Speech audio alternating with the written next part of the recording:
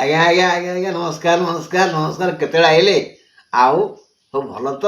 ବର୍ଷା ପାଣିରେ ଚାଷ ଉଜୁଡ଼ି ଗଲା ନା? ହଁ ଠିକ୍ ଅଛି ତ? ଆଉ ନହେଲେ ଭଲ? ହଉ ହଉ, ଆସନ୍ତୁ ଆମେ ଆଲୋଚନା କରିବା ଆମ ଜ୍ୟୋତିଷଶାସ୍ତ୍ର। 25 ତାରିଖ ଶନିବାର ମେଷ ରାଶି ଜନତା ଅପମାନିତ ହୋଇପାରନ୍ତି। ଏବେ ମେଷ ରାଶିକୁ ଶାସନ କରିବା ପାଇଁ ଦ୍ୱିତୀୟ ମଙ୍ଗଳ, ତୃତୀୟ ବୁଧ, ଚତୁର୍ଥ ରବି, ଚତୁର୍ଥ ବୃହସ୍ପତି, ପଞ୍ଚମ ଶୁକ୍ର, ପଞ୍ଚମ କେତୁ, ଅଷ୍ଟମ ଚନ୍ଦ୍ରମା, ଏକାଦଶ ରାହୁ, ଦ୍ୱାଦଶ ଶନି ମାନସିକ ପ୍ରସ୍ତୁତ ହୋଇଛନ୍ତି। ଏମାନଙ୍କ ମଧ୍ୟରୁ କେବଳ ରାହୁ କଲ୍ୟାଣ କରୁଛନ୍ତି, ଅନ୍ୟମାନେ ନୁହେଁ। ତୃତୀୟ ବୁଧ ଓ ପଞ୍ଚମ ଶୁକ୍ର ସାମାନ୍ୟ ସହଯୋଗ କରୁଛନ୍ତି। ତେଣୁ ମନ୍ଦ ଚିନ୍ତା କରୁଥିବା ଗ୍ରହମାନଙ୍କର ସଂଖ୍ୟା ଅଧିକ ହେତୁ ଆଜି ସୁରକ୍ଷିତ ସ୍ଥାନରେ ବସବାସ କରନ୍ତୁ। କାରଣ ଆଜି ଧକ୍କା ଭୟ ଅଛି। ସମ୍ପୂର୍ଣ୍ଣ ଅସୁସ୍ଥ ହେବେ, ଆୟ ଅମଳ ହେବନି। ଇଏ ଗଲା ମେଷ ରାଶି କଥା। ଏବେ ଗ୍ରହମାନେ ମନେ ରଖନ୍ତୁ ଆପଣଙ୍କ ପାଇଁ କେଉଁ ଗ୍ରହ କେଉଁଠି ଅଛନ୍ତି, କେତେ ସାହାଯ୍ୟ ସହଯୋଗ କରୁଛନ୍ତି। ବୃଷ ରାଶି 25 ତାରିଖ ଶନିବାର ବୃଷ ରାଶିର ଘାତ ବାର। ବୃଷ ରାଶି ଜନତାଙ୍କର ଆଜି ନୂତନ ଇଚ୍ଛା ପୂରଣ ହେବ।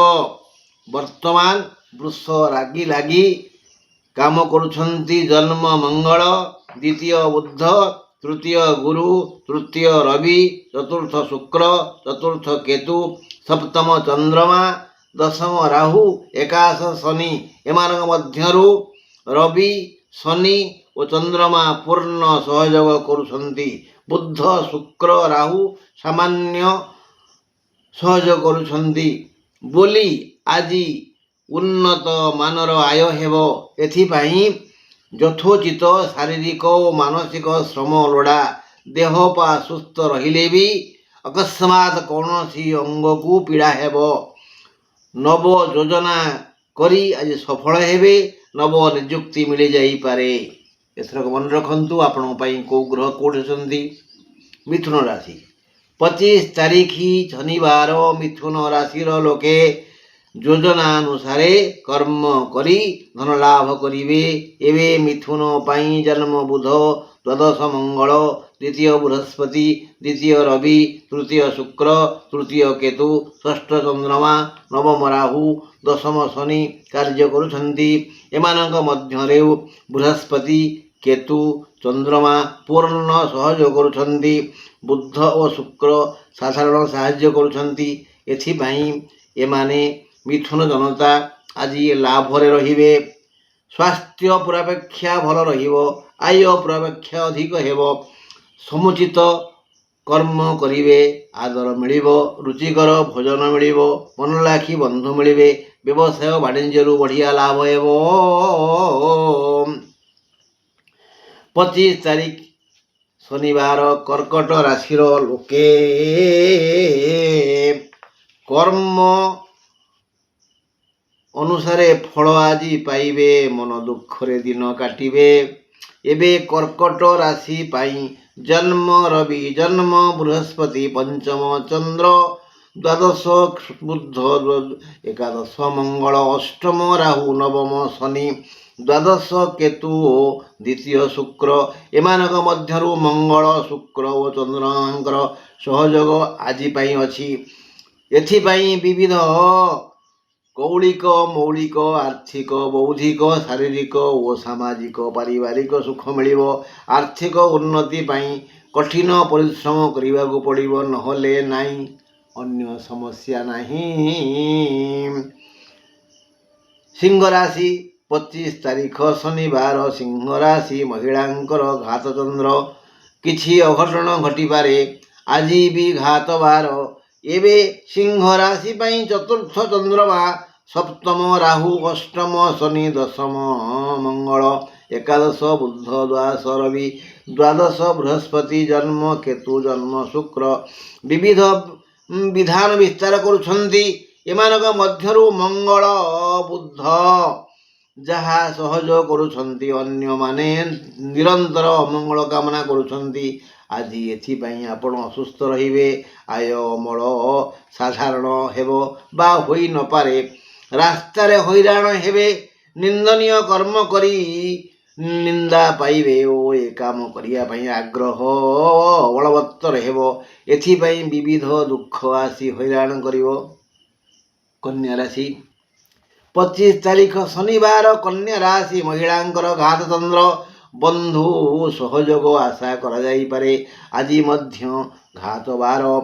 କନ୍ୟା ରାଶି ପାଇଁ ଏବେ ତୃତୀୟ ଚନ୍ଦ୍ରମା, ଷଷ୍ଠ ରାହୁ, ସପ୍ତମ ଶନି, ନବମ ମଙ୍ଗଳ, ଦଶମ ବୁଧ, ଏକାଦଶ ରବି, ଦ୍ୱାଦଶ ବୃହସ୍ପତି, ଦ୍ୱାଦଶ ଶୁକ୍ର, ଦ୍ୱାଦଶ କେତୁ କାମ କରୁଛନ୍ତି। ଏମାନଙ୍କ ମଧ୍ୟରୁ ଚନ୍ଦ୍ରମା, ରାହୁ, ଶନି, ବୃହସ୍ପତି, ଶୁକ୍ରଙ୍କର ପୂର୍ଣ୍ଣ କଲ୍ୟାଣ ଅଛି। ସୁତରାଂ ଧନାଗମ ଆଜି ଯଥେଷ୍ଟ ବେଶୀ ହେବ। ଦିନଟି ଧନ ପାଇଁ ପ୍ରଶସ୍ତ। ଏଥିପାଇଁ କଠିନ ପରିଶ୍ରମ କରନ୍ତୁ। ଭାଇ ସମ୍ପର୍କ ମଧୁର ହେବ। ଦେହ ମୁଣ୍ଡ ସୁସ୍ଥ ରହିବ। ସମସ୍ତଙ୍କ ସହିତ ସୁସମ୍ପର୍କ ବଢ଼ି ଚାଲିବ। ସମସ୍ତେ ଖୁସିରେ ରହିବେ। ତୁଳା ରାଶି 25 ତାରିଖ ଶନିବାର ତୁଳା ରାଶିର ଲୋକଙ୍କର ସ୍ୱାସ୍ଥ୍ୟ ସମସ୍ୟା ଦୁଃଖପ୍ରଦ ହେବ। ତୁଳା ରାଶି ପାଇଁ ଦ୍ୱିତୀୟ ଚନ୍ଦ୍ରମା, ପଞ୍ଚମ ରାହୁ, ଷଷ୍ଠ ଶନି, ଅଷ୍ଟମ ମଙ୍ଗଳ, ନବମ ବୁଧ, ଦଶମ ରବି, ଦଶମ ବୃହସ୍ପତି, ଏକାଦଶ ଶୁକ୍ର ଓ ଦ୍ୱାଦଶ କେତୁ ବିଚାର କରୁଛନ୍ତି। ସୁଖ ଦେବେ କି ଦୁଃଖ ଦେବେ। ଏମାନଙ୍କ ମଧ୍ୟରୁ କେବଳ ଶନି, ରବି ଓ କେତୁ ଶୁଭ ଚିନ୍ତନ କରୁଛନ୍ତି। ସୁତରାଂ ଜୀବନ ଡଙ୍ଗା ଚାଲିଛି। ଆଜି ଧନାଗମ ପାଇଁ ବାଧା ବନ୍ଧନ ହେବନି। ଅନ୍ଧ ପରି କାହାକୁ ସମର୍ଥନ କଲେ ଦୁଃଖ ପାଇବେ। ମନ ଆଜି ମଧୁର ଫଳ ଆସ୍ୱାଦନ କଲା ଭଳି ଶାନ୍ତି ପାଇବ। ସ୍ୱାସ୍ଥ୍ୟ ସମସ୍ୟା ନାହିଁ। କେବଳ ଉଦ୍ୟମ କଲେ କର୍ମକ୍ଷେତ୍ର ସାଫଲ୍ୟ ମଣ୍ଡିତ ହେବ। ମକର ରାଶି ବିଛା ରାଶି 25 ତାରିଖ ଶନିବାର ବିଛା ରାଶିର ଲୋକେ କର୍ମ କରି ଖୁସି ହେବେ। ଆଜି ବିଛା ପାଇଁ ନବମ ରବି, ଜନ୍ମଚନ୍ଦ୍ର, ସପ୍ତମ ମଙ୍ଗଳ, ଅଷ୍ଟମ ବୁଧ, ନବମ ଗୁରୁ, ଦଶମ ଶୁକ୍ର, ଦଶମ କେତୁ, ଚତୁର୍ଥ ରାହୁ, ପଞ୍ଚମ ଶନି, ଚନ୍ଦ୍ର, ଗୁରୁ, ଶୁକ୍ର ଅନୁକୂଳ ବାତାବରଣ ସୃଷ୍ଟି କରୁଥିଲା ବେଳେ ସର୍ବମାଙ୍ଗଳିକ କାର୍ଯ୍ୟ ଆଜି ଶୁଭପ୍ରଦ ହେବ। କୌଣସି କାର୍ଯ୍ୟରେ ବାଧା ବନ୍ଧନ ହେବନି।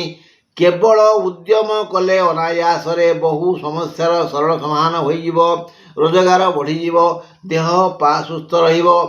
ଅଶୁଭ ଶକ୍ତି ତୁରନ୍ତ ଆପଣଙ୍କୁ ଛାଡ଼ି ପଳାଇଯିବ।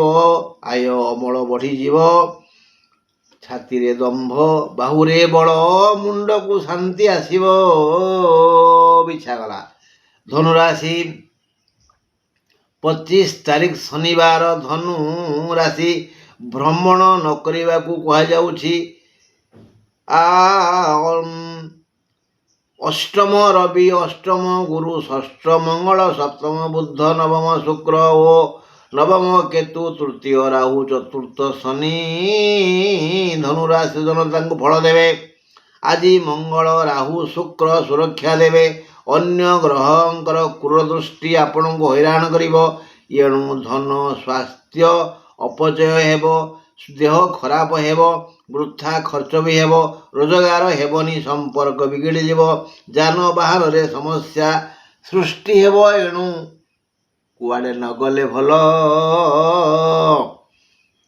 ମକର ରାଶି 25 ତାରିଖ ଶନିବାର ମକର ରାଶି ମହିଳାଙ୍କର ଘାତଚନ୍ଦ୍ର ଭ୍ରମଣ ଜନିତ ସୁଖ ମିଳିବ। ବର୍ଷାରେ କୁଆଡ଼େ ବୁଲିଯିବେ। ତଥାପି ଯାଆନ୍ତୁ, ଦେବ ଦର୍ଶନ କରନ୍ତୁ। ଆଜି ବାହୁଡ଼ା ପରା। ଆଜି ସପ୍ତମରେ ରବି, ଅଷ୍ଟମରେ ଶୁକ୍ର ଓ କେତୁ, ଆଉ ଦ୍ୱିତୀୟରେ ରାହୁ, ତୃତୀୟରେ ଶନି, ପଞ୍ଚମରେ ମଙ୍ଗଳ, ଷଷ୍ଠରେ ବୁଧ, ସପ୍ତମରେ ଗୁରୁ ଅଛନ୍ତି। ଏମାନଙ୍କ ମଧ୍ୟରୁ ରାହୁ, ବୁଧ, ଗୁରୁ ସହଯୋଗ କରିବେ। ଚନ୍ଦ୍ରଙ୍କର ଆଶୀର୍ବାଦ ପାଇ ଆପଣ ଆଜି ଦିଗ୍ବିଜୟୀ ହେବେ। ଧନ ମାନ ସ୍ୱାସ୍ଥ୍ୟର ବିକାଶ ହେବ। ନବ ନିଯୁକ୍ତି ମିଳିଯାଇପାରେ। ରୋଜଗାର ତ ବଢ଼ିଆ ହେବ। ଏଥିପାଇଁ ଶୋଇ ରହିଲେ ହେବନି। ଯଥା ସମୟରେ ଯଥା ସ୍ଥାନରେ ଅକ୍ଳାନ୍ତ ଉଦ୍ୟମ କରିବା ସହ ମୁଣ୍ଡ ଖଟାନ୍ତୁ। ମନ ଇଚ୍ଛା ଧନ ପାଇବେ। ଆର୍ଥିକ ମାନଦଣ୍ଡ ସୁଦୃଢ଼ ହେବ।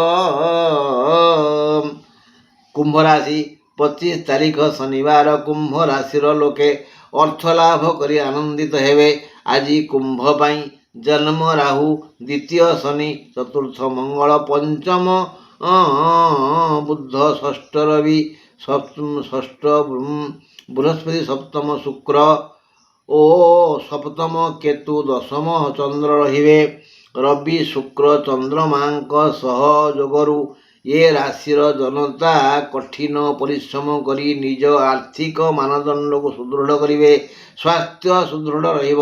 କୌଣସି କାର୍ଯ୍ୟରେ ବାଧା ବନ୍ଧନ ନାହିଁ।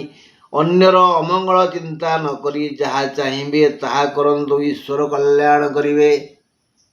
ଯଦି ପରଶ୍ରୀ କାତର ହେବେ, ଅନ୍ୟକୁ ଅପମାନ ଦେବା ପାଇଁ ଚିନ୍ତା କରିବେ, ପର ପାଇଁ ଗାତ ଖୋଳିବେ, ତାହେଲେ ଈଶ୍ୱର ସହଯୋଗ କରିବେନି। ମୀନ ରାଶି 25 ତାରିଖ ଶନିବାର। ମୀନ ରାଶି ଜନଗଣଙ୍କୁ ବନ୍ଧୁ ସାହାଯ୍ୟ ମିଳିବାର ଯୋଗ ଅଛି। ମୀନ ରାଶି ପାଇଁ ଜନ୍ମ ଶନି, ଦ୍ୱାଦଶ ରାହୁ, ତୃତୀୟ ମଙ୍ଗଳ, ଚତୁର୍ଥ ବୁଧ, ପଞ୍ଚମ ଗୁରୁ, ପଞ୍ଚମ ରବି, ଷଷ୍ଠ ଶୁକ୍ର, ଷଷ୍ଠ କେତୁ, ନବମ ଶନି। ତେଣୁ ଆଜିର ଭାଗ୍ୟ ବିଚାର କରିବେ। ମଙ୍ଗଳ ବୃହସ୍ପତି ଶୁକ୍ରଙ୍କ ଆଶୀର୍ବାଦ ପାଇ ଆଜି ଯଦିଓ ଜୀବନ ଯାନ ଚଳାଇବେ, ତଥାପି ଅନ୍ୟମାନେ ଏ ଯାନକୁ ପଛକୁ ଟାଣିବେ। ଫଳରେ ଆଜ ଦିନଟି ସବୁ କାମରେ ବାଧା ବନ୍ଧନ ଭୟ ଆସିବ। ଜଗି ରଖି ନ ଚଳିଲେ ଅପମାନିତ ହେବେ। ଦେହ ସୁସ୍ଥ ରହିବ। ଆୟ ଅମଳ ସାଧାରଣ ହେବ। ଆପଣ ଭାଙ୍ଗି ପଡ଼ିବେ। ଏତେ ଯୋଜନା କଲି, ହେଲେ ଏତିକି ମିଳିଲା, କ'ଣ କରିବା? ଗ୍ରହମାନଙ୍କ ଶାସନରେ ତ ଆମେ ଅଛେ। ଆଜି ବନ୍ଧୁ ଏତିକି। ଈଶ୍ୱର ଚାହିଁଲେ ପୁଣି କାଲି ମଳୟ ପବନ ବହିଲେ ମୁଁ ଆପଣଙ୍କୁ ଦିପଦ କହିବି। ରହିଲି, ନମସ୍କାର।